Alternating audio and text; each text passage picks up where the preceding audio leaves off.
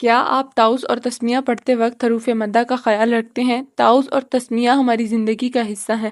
کوئی بھی کام شروع کرنے سے پہلے ہم بسم اللہ لازمی پڑھتے ہیں۔ حروف مدہ صرف تعوذ اور تسمیہ میں ہی نہیں بلکہ پورے قرآن میں آتے ہیں، تو اس لیے حروف مدہ کو بالکل سٹارٹ سے سمجھیں گے۔ مد کا مطلب ہے کھینچنا۔ لفظ کو کھینچ کر پڑھنے کو مد کہتے ہیں۔